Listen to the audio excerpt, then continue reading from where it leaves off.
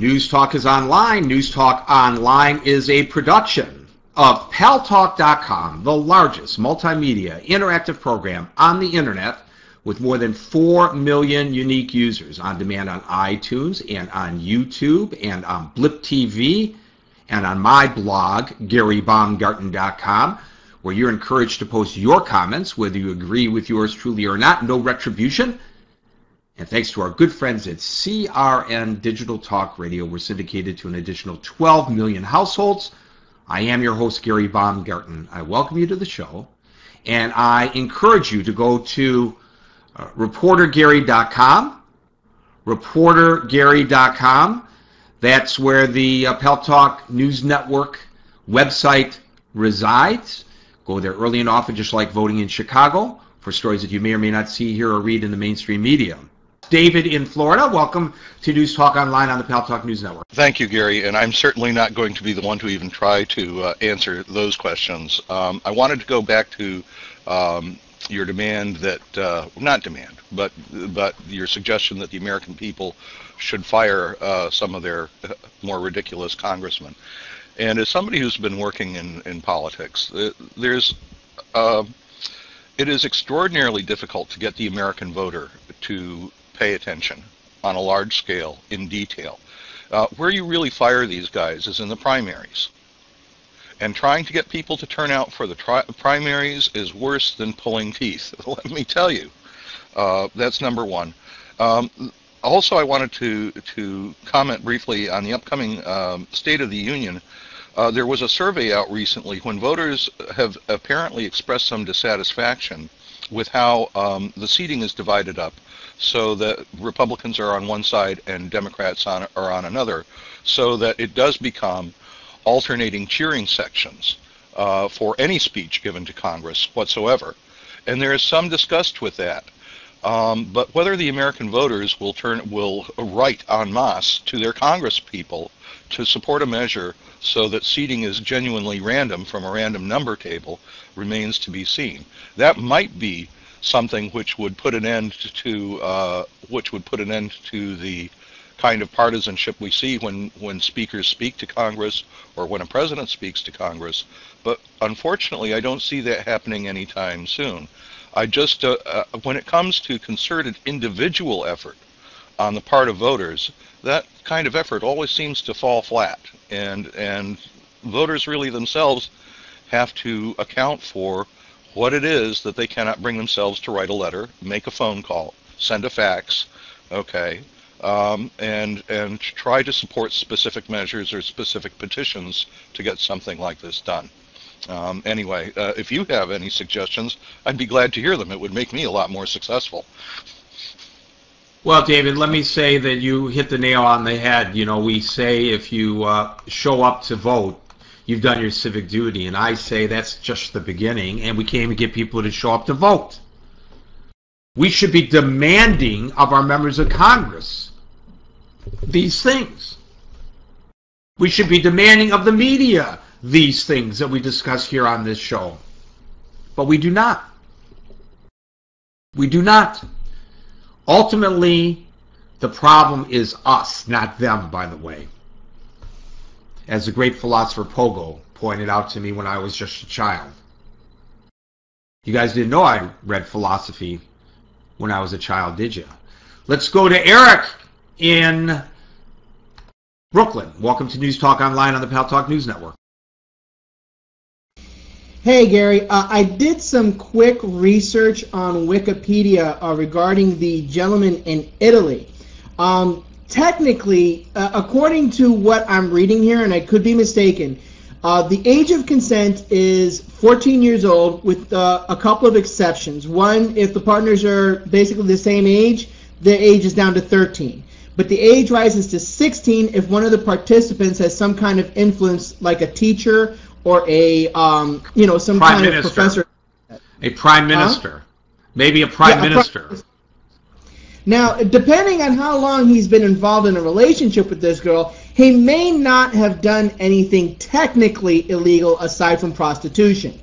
But in Europe, every politician there has at least one mistress or somebody that they engage in relations with outside of their significant other. And it's not a question of whether or not they are doing it. It's a matter of with how many and whether or not they are faithful to those people. So that was about it. Just thought I'd share those thoughts. All right, I'm moving to Europe and running for office. Thank you for that, Eric. And let's go to Sam in Boston. Sam, welcome to News Talk Online on the Pal Talk News Network. Thank you, Gary. Hello. A couple of things. I don't know what's the big hoo-ha about Berlusconi or whatever his name is, the Prime Minister of Italy. I mean, after all, we had a president here who did all kinds of weird things with cigars with a young girl in the White House, and none of the liberals got very shook up like about this guy in Italy. Now, I really raised my hand about this thing, Gary. You made a comment about the Republicans trying to push this thing about even in a rape or incest that the healthcare won't cover it. Now, if it's just a rumor, it's not news, you know. It's not news, and it's wrong to do so. You know, well, are you kidding me? Okay, listen, I based that on a story that I read this morning, which said that. So it wasn't based on a rumor; it was based on a story. The story could be wrong, you know. And as the guest told us, Victoria Jones, there are several different versions of that floating around. So that's where the confusion comes in. She doesn't know what the final version that's going to be presented will say. Robert Goddard, welcome to News Talk Online on the Pal Talk News Network. Hey Gary, how's it going? You know, I was just curious if you had ever done a show on the gay mayor of Portland when he slept with that 17-year-old boy who was his mentor, that he was supposed to be his mentor. Here's a 50-year-old man sleeping with a 17-year-old boy. I didn't see anything from the leftist media, and I don't think you covered it. I was just kind of curious. Oh yeah, and where'd you hear about it? This was in Portland. It was all over the newspapers. He admitted to it. Oh, so you heard it in the news, in the media. I see. I heard it on Fox News. Well, I didn't hear about it, but that's because I'm a left-wing person. And I wouldn't want to protect 17-year-old boys. I would only want to protect 17-year-old girls. And of course, that politician must have been a Democrat. I have no idea anything about the story. There are a few stories that I've never heard about, you know. But of course, that's my bias. Go ahead, Don. I want to say for the record, these brain injuries have a way of healing. Now, as you know, Gary, I think because you've known me long enough, I've had 2 major brain traumas, and they told me I'd never walk again. There were a lot of things they told me I'd never do again. Today I can walk over a mile, no more cane, no more, the thing that you push in front of you and all that. I don't have to have all of that. So the brain can heal. My vision's still impaired. That's true. My eyes still don't function together like they should. But, I'm alive, Baruch Hashem. And that's the same thing I think we have to look at Gifford for. It may not be immediately, but it does take time. I mean, I'm over 3 years, Gary. Each person, of course, as you well know, I'm sure, Don, heals differently, and it depends on what part of the brain has been injured and to what extent. So I'm just saying we should be praising God that she has recovered to the point where she has, and pray that she recovers even more so, and then we'll worry about returning to her duties, whether it's something she even wants to do or is capable of doing. Hey, you guys that are waiting in line to talk about all this other stuff that I got you all geeked up about, let me just talk for a second about Silvio Berlusconi, the soon-to-be dethroned, probably, Prime Minister of Italy. He's, a loony-kazoonie. He's a nutcase. He's an eccentric individual. He's an embarrassment, all of the above. But the proverbial straw that broke the proverbial back of the proverbial donkey was he had sex with a 17-year-old girl who was a hooker. And he's not coming under fire for breaking his marital vows or stooping a hooker. He's coming under fire because she's 17 years of age. And, you know, of course, now we're talking pedophilia. Nobody would support pedophilia. So, of course, it's a good thing that they're going after him for this. But let me ask you a question. Did you see that woman? And I use the term woman. She claimed to him, and she has said publicly that she claimed to him that she was in her 20s. And she looks like she is in her 20s. Now, why do I say there's a double standard? I think we discussed this case once before. There was a gentleman who was on vacation in Puerto Rico, and he purchased what I am certain he thought was child porn. The porn star's name, and you can look it up, go to Google, and Google in Little Lupe, Little L-U-P-E. Now, she has since enhanced her anatomy in the chest area, if you know what I mean. But if you look at, and there, you could, if you go to Google Images, you'll see still pictures of her clothed. So, you know, I'm not suggesting that you look at X-rated pictures.